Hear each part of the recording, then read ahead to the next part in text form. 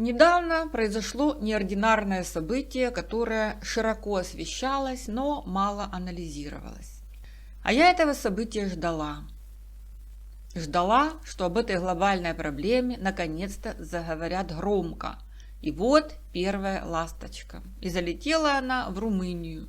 А Румыния – это такая интересная страна. Она давно привлекает мое внимание еще со времен моих автостопных путешествий. И есть в ней потенциал, но хвалить ее пока рано. Над ее территорией постоянно пролетают беспрепятственно российские ракеты, которые потом убивают украинцев. Так что выразим пока что по отношению к Румынии сдержанный оптимизм. А сенсационное событие случилось в декабре 2024 когда Конституционный суд Румынии отменил результаты первого тура на президентских выборах, внимание, всего за несколько дней до второго. До сих пор ни в одной стране, даже в пресловутых США, Франции или странах Балтии, где неоднократно на всех уровнях трещат о российском вмешательстве в избирательный процесс, выборы не отменялись. Пережуют, промямлят что-то, прочвякают и выбирают, как заколдованные, кого им там послали с Востока, хотя вполне их разведки могли бы доказать, что многие партии этих стран финансируются из России. И все это знают, но тема покрыта мраком. А тут такое, плевок от Румынии в глаза партнерам и союзникам. И в ушах западных демократий зазвенело это страшное слово «прецедент». И они на время закипишевали, потому что за много лет у них выработалось состояние выученной беспомощности. Признавать все выборы подряд, если только формально они имеют название «демократические». Примеров масса, но самый яркий из недавних – президентские выборы в России 2018 года. У власти ФСБ, государство в государстве, телевидение России с 2014 особенно активно ведет накачку своего населения против Украины, Крым наш. Пропаганда льется со всех щелей, именно пропаганда, а не агитация. Оппозиционера Навального не допустили к выборам, страшные вещи творятся, а ЕС признала выборы в России состоявшимися с малюсенькой ремаркой, кроме голосования в аннексированных Крыму и Севастополе. Хотя только по этому признаку выборы не могли быть признанными. Но пресловутый Штайнмайер первым кинулся поздравлять сообщника своего Путина с переизбранием, и сказала эта ходячая формула буквально следующее: «Я поздравляю вас и граждан Российской Федерации с вашим переизбранием и желаю им процветания при вашем правлении». Отдельно Владимиру Путину успехов в модернизации России пожелал и французский президент птица-говорун Эммануэль Макрон. Так незаметно для себя, под ложь и самоуспокаивание, демократический мир стал соучастником того, что творит сейчас Путин и его шайка-лейка. Таким образом, любые выборы Запад всегда признавал, выражая иногда свою озабоченность каким-то, на их взгляд, мелкими моментами. Также и на выборы 2019 года в Украине Запад смотрел сквозь пальцы на все нарушения и финансирование слуг народа неизвестно откуда, и ботафабрики, коих несть числа, и до сих пор они работают в 3 смены, и видосики в социальных сетях. Цель была общая и Востока, и Запада – сдыхаться Порошенко, который посмел стать субъектом политики, поэтому на выборах Запад Порошенко не поддержал. И наличие ботафабрик и их влияние на результат избирательной кампании Западом упорно игнорировался, как будто это какой-то мелкий штрих, который не стоит их высокого внимания. Вот такое вступление. И теперь пошагово, что произошло в Румынии. Нам надо посмотреть, какие новые технологии были там использованы, потому что технологии совершенствуются, и черные политтехнологи, может, что-то новенькое изобрели с 2019-го. Поехали. Канал Ірини Коновець-Поплавської. Итак, в Румынии объявлены выборы. Подали заявки 14 кандидатов в президенты. Первый тур назначили на 24 ноября 2024. Но ближе к выборам многие прозорливые румыны забили тревогу. Однако, как всегда, нашлись те, которые разуверяли этих прозорливых, что те все напридумывали, а мудрый румынский народ во всем разберется, и тыкали им в нос всякие опросы. И тех, кто колотился, над ними даже посмеивались. Вы параноики, полечите голову, пойдите таблетки попейте. Изначально главным конкурентом премьер-министра Марчелло Чолаку считался президент Альянса за объединение румын Джорджо Симеон. Он, по предварительным данным, находился на 4-м месте. Симеон – это такая себе пророссийская контра, выступал за то, чтобы оттяпать под шумок у Украины Черновцы и Измаил. А премьер-министр Румынии Чолаку выглядит на этом фоне вполне адекватным человеком. Так он неоднократно тыкал европейских бюрократов фейсом об тейбл, говорил им открыто, что надо поддерживать Украину, что надо как-то бороться с популизмом в Европе. А когда в Германии усилилась группировка «Альтернатива для Германии», то Чолаку прямо указал немцам, что это произошло, среди прочего, из-за пророссийских настроений немецкого населения. Чолаку предупреждал, что отсутствие однозначной поддержки Украины приведет к краху Европейского Союза тоже. Но когда после первого тура 24 ноября румыны подсчитали голоса, то у них волосы дыбом встали. Внезапно больше всего набрал какой-то черт Джорджеску аж 22%, а Чолаку только 19%. И теперь Чолаку должен был 8 декабря выйти во второй тур с этим румынским буратиной. И пелена у румын с глаз начала спадать, и они поняли, что игры в демократию заканчиваются. И если Джорджеску не остановить, то он тупо победит Чолаку и во втором туре. Потому что у Джорджеску есть еще целых 2 недели. А при современных технологиях за этот срок можно раскрутить шелудивого кота из подворотни, а не то, что Джорджеску, которому опросы перед первым туром предсказывали максимум 3-е место. Кто такой Джорджеску? Это агроном, ставка черных технологов на новые лица, которая прекрасно работает на обывателя. И посмотрите, как подобрали этого кандидата, как натаскали.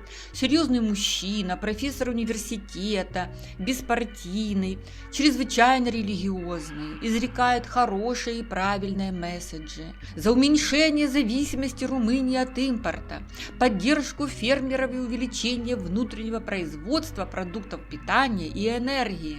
Джорджеску играл на противостоянии левацкой Европе, которая уже многим, честно говоря, в печенках сидит своей забюрократизированностью и нерешительностью. Директор Румынского энергетического центра Евгения Гушилова подтвердила, что да, Джорджеску был темной лошадкой, избиратели о нем ничего не знали, и никто не давал ему шанса на выход во второй тур. То, что за Джорджеску проголосовало 2 миллиона избирателей, фактически за черную лошадку стало большим сюрпризом для всех. Но списывает наивная Гушилова этот успех на большой слой не очень грамотного населения, которое скептически относится к научно обоснованной информации, например, к современной медицине, и на таких людей очень легко повлиять. Другая категория – это те, кто против той помощи, которую Румыния оказывает Украине. И эти люди боятся, что им придется воевать, что война придет и в Румынию. Глупость неимоверная, конечно. На пропаганду ловятся люди независимо от образования. Запомните, любой народ, даже хваленых скандинавов, можно за пару лет превратить в стадо баранов, если только поставить такую цель. Просто этой задачей никто пока не заморочился. А то, что Украина даже с миллиардными вливаниями в пропаганду одна воюет против Путина, это достойно немалого уважения. Но кто же это признает? Признавать некому. Вот такая ситуация. Но придя в себя, румыны стали действовать. Надо было как-то остановить эту вакханалию. На их глазах совершался государственный переворот при помощи так называемых выборов священной коровы западных демократий. Румынами двигал страх за себя, за свою страну, за близких. Этот страх знаком украинцам по 2005 и 2014 годам. Но румынов не варили, как лягушек на медленном огне. Осознание катастрофы к ним пришло в один миг. И это черные технологии или не учли, или учли, но от них отмахнулись заказчики. Типа, начнется протест, но мы его сольем, как в Грузии. Все отработано, пошумят и разойдутся по своим делам. А румынское сопротивление пошло по разным направлениям и уровням. Уже 26 ноября около 1000 молодых людей собрались на Университетской площади в центре Бухареста, скандируя «Путин, не забывай, Румыния не твоя». На другой же день, 27 ноября, Национальный совет телевидения и радиовещания Румынии обратился в Еврокомиссию с просьбой начать официальное расследование по ТикТок, который обеспечил лидерство в первом туре президентских выборов малоизвестному ультраправому политику Калину Джорджеску. Еврокомиссия в ответ впала в свою обычную кому, и только 17 декабря они объявят о начале расследования. А 28 ноября два кандидата на президентских выборах обратились в Конституционный суд с ходатайствами об отмене результатов первого тура.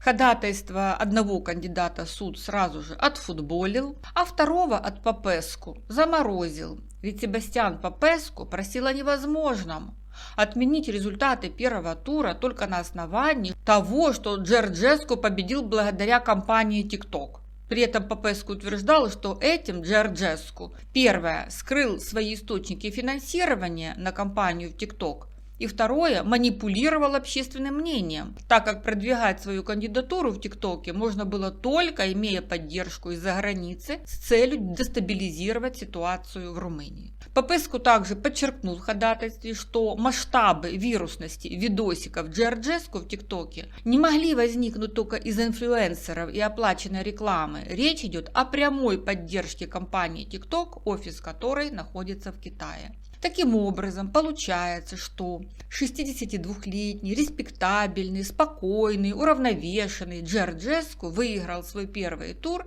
только при помощи широко известных в Украине видосиков, которые он размещал в китайском приложении TikTok, где ему там создавали благородный образ. На этих видосиках Джорджеску посещал церковь, бегал трусцой и выступал с подкастами. И, естественно, пугал соотечественников истекающей кровью Украиной. Он обещал мир во всем мире и неоднократно подчеркивал, что Запад хочет начать войну в Европе. Обещал прекратить военную помощь Украине и возмущенно заявлял, что украинские дети-беженцы получают большую государственную поддержку, чем бедные несчастные румынские дети, что, конечно же, оказалось бессовестной брехней. Все эти месседжи были направлены на разжигание антиукраинских настроений и со скоростью звука распространялись в социальных сетях.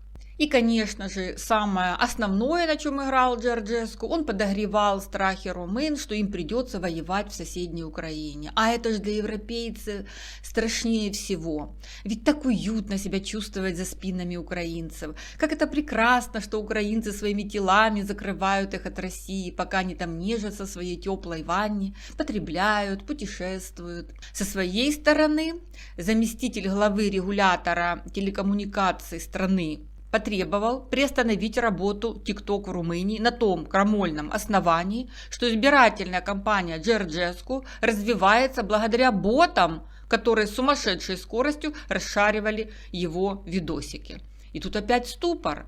Термины «боты», «тролли» для истеблишмента западной демократии страшнее апокалипсиса. Западный мир официально не признает их влияние на умы вверенного им населения. Считается, что да, есть боты где-то там в Индии, Малайзии, там это их проблема, но только не у нас. В демократическом мире боты не могут ни на кого влиять. У нас тут тишь да гладь в этом вопросе. Вот поэтому ходатайство Попеску это была проблема как для Европы, так и для Конституционного суда Румынии. Надо было как-то реагировать. А как? Замять, обеспокоиться – это уже не канает. Как можно не реагировать, если все видели, что популярность Джорджеску резко возросла именно в последние 2 недели перед выборами? Его видосики набрали 52 миллиона просмотров за несколько дней до первого тура. А кураторы Джорджеску, они в ступор не падают. В гибридной войне они гуру, они обкатали все это на Украине, других странах и прекрасно знают, что западные демократии вовремя на вызовы реагировать не способны. И так как на организацию антимайдана у них времени не было, они сразу перешли к плану «Б» – заварушки, провокации и начали их стряпать на случай, если Джорджеску провалится.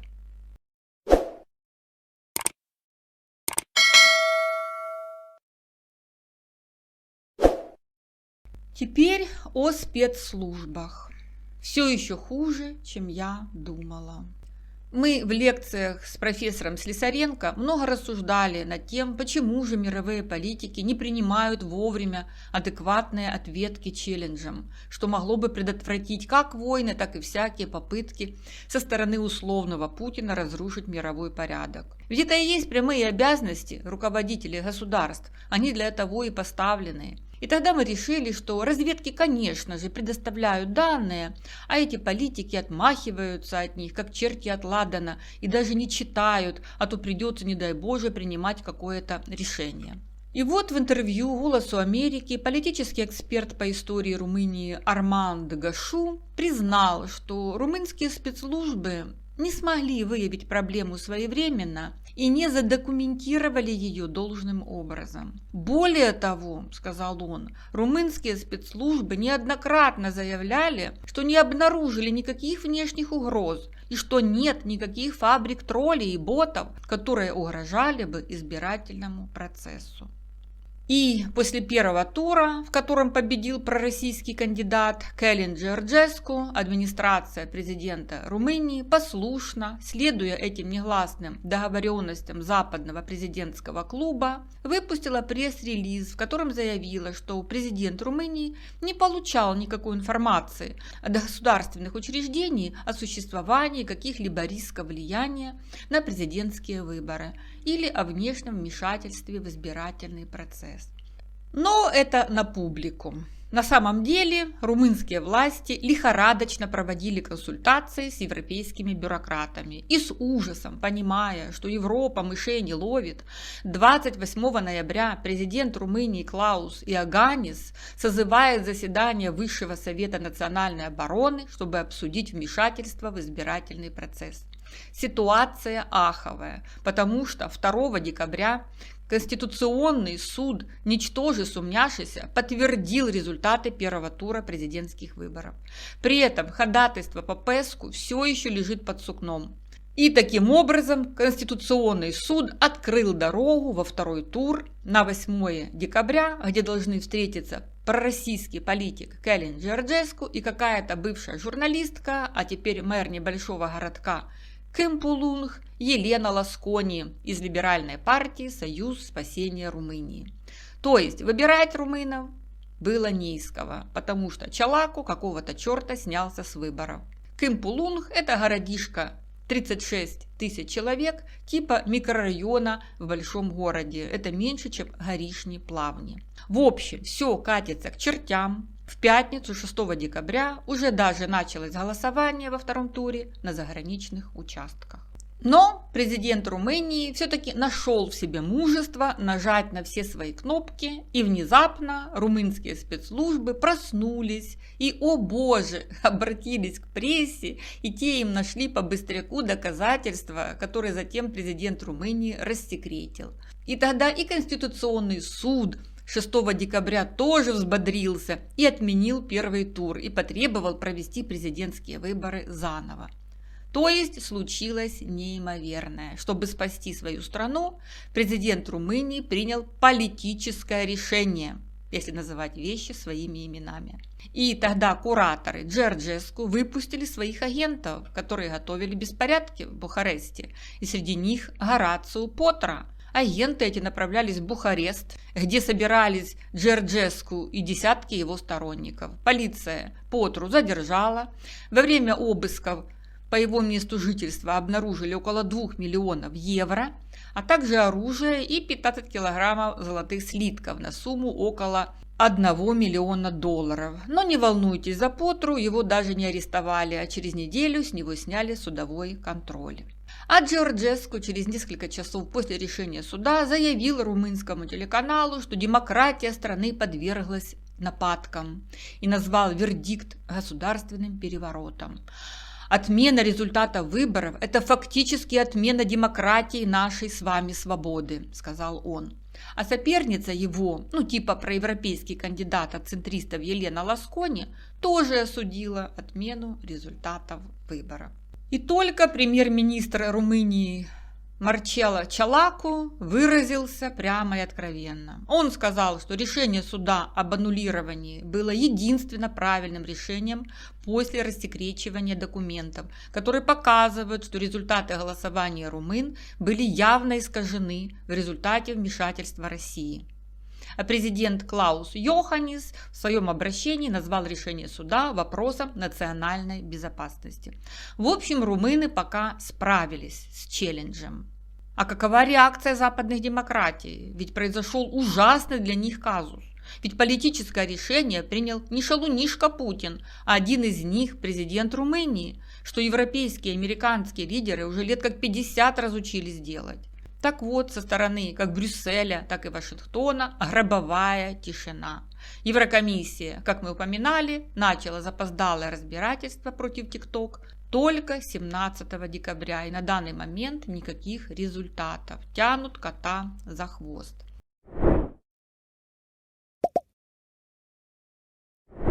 И теперь выводы из этой истории. Сначала политические. Первый. ФСБшная пропаганда очень успешно работает в Европе. Именно поэтому Путин чувствует себя победителем и демонстрирует это на всех своих пресс-конференциях. Западные демократии в ответ вызовам только и могут что чвякать и хуякать со скучными лицами, но ничего вразумительного они противопоставить в ответ не способны. В этой статье Guardian рассказывается, как Россия парализовала Европу, как она поставила задание перед всеми своими купленными лазутчиками, инфлюенсерами внушать населению, что если какая-то страна будет брыкаться и не идти на уступки России, то война придет и к ним. Это старый клич. А вы хотите, чтобы у вас было как в Украине? Он не только в Грузии и Белоруссии актуален. В статье приводится пример страны Балтии, которым как-то там удалось ограничить влияние потока дезинформации из России. И автор призывает что-то делать, чтобы сценарий, использованный для продвижения Джорджеску на выборах, не повторился в Европе или где-либо еще. Потому что Россия ведет очень успешную гибридную войну по всему миру. И автор статьи при этом вопрошает, должны же быть хоть какие-то национальные и международные усилия, чтобы сделать европейцев более устойчивыми в этой войне. Ну что сказать, Паула, вопросы твои риторические, поздно пить боржоми. Раньше надо было так ставить вопрос, еще в 2014-м. Вы все проспали в своей теплой ванне с красной пеной. Второй вывод архиважный. Для продвижения Джорджеску черные технологи использовали именно социальные сети и мессенджеры. До телевидения, вероятно, им добраться было сложнее. В Румынии они не так вольготно себя чувствовали, как в Украине в 2019-м, где им были предоставлены еще и практически все телевизионные каналы со штатными пропагандистами. И на каждую попытку прикрыть эти каналы Европа взвывала о нарушении прав журналистов. Когда в 2016-м Порошенко закрыл мерзкую программу под манипулятивным названием «Свобода слова», тут же ОБСЕ в лице Дуни Миятович стала на защиту пропагандиста Шустера и призвала украинские власти разрешить Шустеру продолжать свободно пакостить в эфире и обеспечить ему безопасность. И у Дуни все хорошо, ракеты ей на голову не падают. В 2018-м Дуню избрали комиссаром Совета Европы по правам человека. А то, что у украинцев с 2022 вообще нет никаких прав, Дуню абсолютно не тревожит. А в Румынии, значит, у черных технологов не было возможности, как мы сказали, подкупать хозяев каналов и видных журналистов. И они сосредоточились на ТикТоке и даже через него получили ошеломляющий результат. И, наконец, нас интересуют, собственно, технологии. В своем вердикте Конституционный суд Румынии мужественно сослался на незаконное использование цифровых технологий, включая искусственный интеллект, а также на незадекларированные источники финансирования. Обтекаемо суд заявил, что один из кандидатов пользовался привилегированным положением в соцсетях, что сказалось на волеизъявлении избирателей. И из доклада румынских спецслужб мы обратим внимание на 5 моментов. Касательно TikTok. Как мы говорили, предвыборная кампания Джорджеску взорвалась на социальной медиаплатформе TikTok всего за 2 недели до выборов. TikTok, как известно, принадлежит китайцам. То есть напрямую Россия опасается все-таки работать. Из-за своей токсичности она особо не светится, а научилась злодействовать через другие страны. Хотя уши ее торчат везде, потому что кому все это еще надо, как не ей. Так вот, около 25 тысяч аккаунтов работали на Джорджеску, и они особенно активными стали за эти 2 недели до первого тура. Около 800 из этих аккаунтов существовали с 2016 года, когда, собственно, и был запущен TikTok. И это были спящие аккаунты, которые до ноября 2024 особо себя не проявляли. В докладе отмечено, что были проведены достаточно грамотные мероприятия по цифровому маркетингу и что вовлеченные в них лица были виртуозами в обходе правил TikTok. Логины для румынских веб-сайтов, связанных с выборами, размещались на какой-то левой киберпреступной платформе российского происхождения, а также на частном канале Telegram, но никогда напрямую из России. Второе. Кроме ТикТока был задействован мессенджер Telegram. Группа в мессенджере координировала деятельность TikTok, сообщения советовали, как ввести в заблуждение систему проверки контента TikTok, например, общаясь скриншотами и другие примочки. В-третьих, было совершено более 85 тысяч кибератак на уязвимые места в избирательной информационной системе Румынии. Атаки продолжались в течение нескольких дней, включая день выборов и следующий день, и осуществлялись через 33 страны. А это делает невозможным призвать к ответственности какую-то конкретную страну. Вот вам электронное голосование. Мечта всех политиков, кто желает преступным путем захватить власть. В-четвертых, использование инфлюенсеров. Кто это такие? Это такие персонажи, к чему мнению прислушиваются их многочисленные поклонники.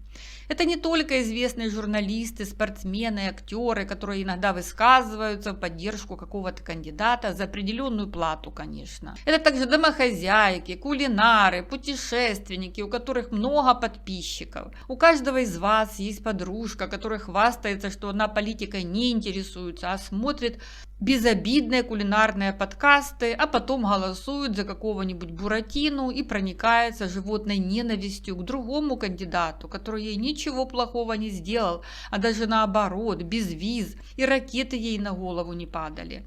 Так вот, запомните, в наше время нет безобидных кулинаров. В Украине первый, кто на ум приходит, некий ничтожный повар Клопотенко. У него масса поклонников, которые ему в рот заглядывают, подписчики верят рекомендациям инфлюенсеров, их вбросам между рецептами или вместе с рецептами, как в случае с Клопотенко.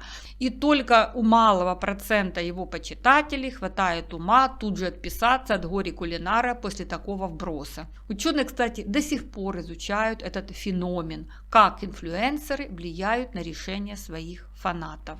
Так вот, румынским инфлюенсерам платили за то, чтобы они делились видосиками, в которых они обсуждали профиль идеального кандидата в президенты Румынии. При этом, чтобы не спалиться, имя Джорджеску они не называли в лоб. Они косвенно намекали на какого-то идеального кандидата, подразумевая, конечно, Джорджеску, который таким образом собрал от 1000 до 500 тысяч просмотров за видео. Отсюда возник вопрос финансирования. Как ему удалось провести такую успешную кампанию, не потратив ни копейки, как он утверждал? При этом информационная записка, составленная Министерством внутренних дел Румынии, показала, что тех самых инфлюенсеров в социальных сетях нанимали посреднические фирмы. Как правило, это были фиктивные организации, которые продвигали анонимный профиль идеального кандидата перед выборами в TikTok, Instagram и Facebook. Эти инфлюенсеры зарабатывали около 80 евро за публикацию и за каждые 20 тысяч подписчиков. В-пятых, румынские спецслужбы упомянули и Украину в своем докладе. Очень так осторожненько. Ну как же не упомянуть? Это же на нас обкатываются все эти черные технологии. Румыны признали, что Россия использовала похожую тактику в кампаниях, которые Кремль проводил в Украине перед началом вторжения в страну. Вот так аккуратненько они вынуждены были упомянуть Украину, чтобы показать, что вот ай-яй-яй, а теперь Россия добралась и до Румынии. Ну кто мог подумать, что такое случится, правда? Канал Ірини Коновець-Поплавської. Вот такие дела. Румыны на время поставили Запад в неудобную позу. Они создали прецедент, от которого как бы нельзя уже отмахнуться, но можно замолчать. Уже Румыния практически сошла с мировой информационной повестки. Евроньюз признает, что Брюссель избегает комментариев по поводу отмены выборов в Румынии после шокирующего судебного решения. Но иногда аналитики пытаются что-то там анализировать. Вот совсем свежая статья во французской газете Le Monde. Реакция Румынии на манипулирование выборами – урок для демократии. А пока редкие комментаторы пытаются призвать своих политиков извлекать уроки, Джорджеску подал иск в ЕСПЧ и просит признать в чрезвычайном порядке результаты первого тура. Ну, посмотрим, как ЕСПЧ отреагирует. Теперь это их головная боль.